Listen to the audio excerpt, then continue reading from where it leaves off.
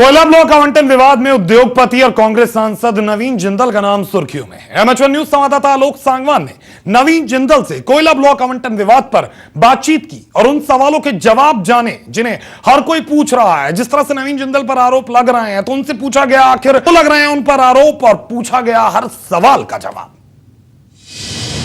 कुरुक्षेत्र से सांसद नवीन जिंदल जी हमारे साथ मौजूद हैं। बात करते हैं नवीन जिंदल जी से। नवीन जी, सबसे पहला सवाल, कोयला घोटाले में जिस तरह से आपकी कंपनी का नाम आया, आपकी कंपनी पर आरोप लगे, तो सबसे पहला आपका रिएक्शन? कोयला मामला जो भी विवाद उठा है, ये विवाद पहले तो मैं इसको दुर्गुण मानता हूँ कि जो सीएजी ने जो आकलन किया, जो रिपोर्ट निकाली, उसमें बहुत से अच्छे सुझाव भी हैं उसके अंदर, रिपोर्ट के अंदर।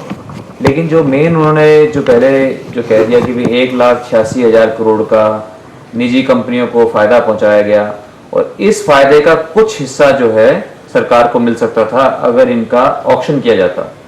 तो जिस तरह से उन्होंने 1,86,000 करोड़ का, हालांकि उन्होंने ये नहीं कहा कि सरकार को कोई नुकसान हुआ, लेकिन ये कहना ही जो है मैं इसको अनुचित मानता हूँ। और इसलिए इसको अनुचित मानता हूँ क्योंकि जो चीज़ अगर 1,86,000 करोड़ आज तो नहीं मिलेगा, वो जब मिलेगा जब ये सारे के सारे जो 57 जो कोल ब्लॉक थे, कोयले की खदान बंद करके चालू हो और अगले 35-40 में वो मिलेगा। तो वो जो मिलेगा उसकी अगर हम उसकी नेट प्रेजेंट वैल्यू, अगर वो सब पैसा जो है उसका अगर आज का हम आकलन करें और 10% जैसे हमारे यहाँ इंटरेस्ट दर है, उसके हिसाब से अगर उसकी कैलकुलेशन करें तो वो केवल बनता है 35,000 करोड़। तो सिर्फ जो है एक चीज को बड़ा करने से, जो एक कहावत है कि अगर छोटी बात से कोई बहुत बड़ी बात करी जाए तो उस पर ज्यादा विश्वास करते हैं। तो इस तरह का एक भ्रम जो है इस रिपोर्ट से फैला और उसके अंदर अगर वो देखें तो सरकार को इसके अंदर 90,000 करोड़ से अधिक की तो रॉयल्टी मिलती, उसका उन्होंने वर्णन ही नहीं किया उसके अंदर। अगर इतना मुनाफा होता, अगर 1,86,000 करोड़ का, तो उसका 33% सरकार को इनकम टैक्स भी मिलता, उसका भी उन्होंने कोई वर्णन, वो खुद जो है करीब 65-70,000 करोड़ का होता, उसका भी उन्होंने वर्णन नहीं किया। तो कुल मिलाकर के इसके अंदर बहुत सी कमियां हैं। और पीएसी, कोई भी जो सीएजी की रिपोर्ट होती है वो पहले पीएसी में डिस्कस होती है, पब्लिक अकाउंट्स कमेटी में, फिर उसके बाद वो संसद में होती है। लेकिन ये जो है एक इसको विपक्ष ने भी और पूरी मीडिया ने भी इसको जो है इतना का विवाद बना। तो ये मैं समझता हूँ कि देश की आर्थिक व्यवस्था के लिए, अर्थव्यवस्था के लिए ये दुर्भाग्यपूर्ण है।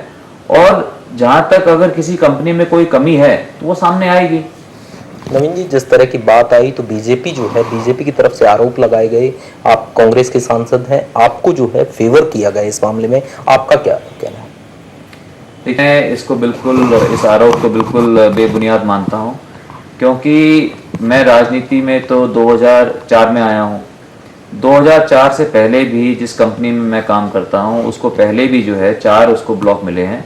और मैं ये गर्व से कह सकता हूं कि हमारे कंपनी के सब लोगों ने, हमारी टीम ने बहुत अच्छा काम करके और उन ब्लॉक्स को उनको चालू किया, तभी जो है बिजली का उत्पादन हुआ, स्टील का उत्पादन हुआ।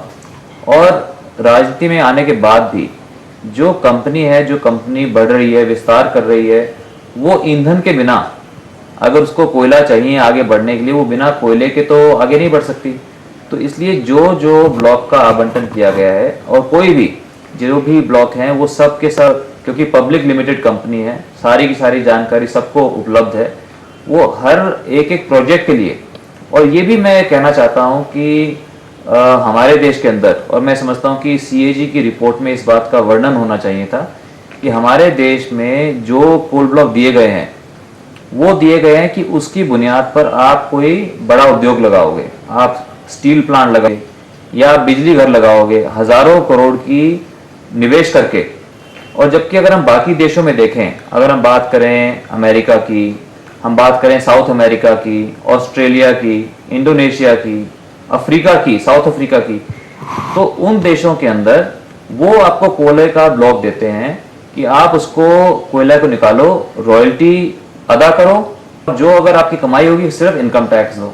लेकिन हमारी सरकार ने, हमने कहा कि नहीं, हम सिर्फ देंगे अगर आप आगे हजारों करोड़ का निवेश करते हैं, अगर आप बिजली घर लगाते हैं, पाइपलाइन लगाते हैं, हजारों लोगों को उसमें रोजगार मिलता है, तो जितने ये ब्लॉक्स की बात हो रही है, हमारे अनुमान से उससे 10 लाख करोड़ से ज़्यादा का निवेश होगा स्टील के अंदर कोयले से डीजल, कोयले से पेट्रोल बनाने के लिए, और 20 लाख लोगों को इसमें रोजगार मिलेगा। तो मैं समझता हूं कि जो सरकार की जो ये नीति है ये 93 से चली आ रही है।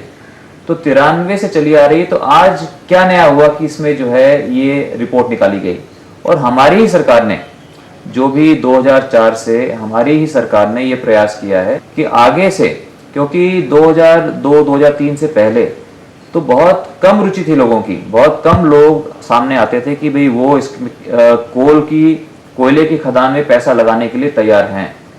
तो उसके बाद जो है जब ये ज़्यादा रुचि लोगों की बढ़ी, तब सरकार को ये आया कि इसको क्यों ना हम इसको ऑक्शन करें इसको। और हमारी सरकार ने, और अगर कोई भी प्रणाली बदलते हैं तो उसको बदलने में समय लगता है, तो उसके लिए जरूर उसके अंदर जो है 4-5 साल का उसके अंदर समय लगा।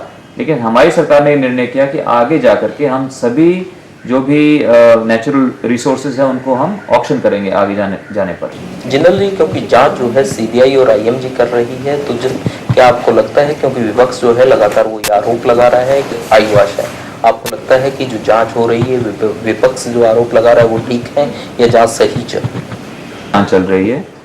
और मेरे ख्याल से जो महत्वपूर्ण बात ये है कि अगर हम चाहते हैं कि हमारा देश आगे बढ़े तो हमें एक सकारात्मक रुख रखना पड़ेगा।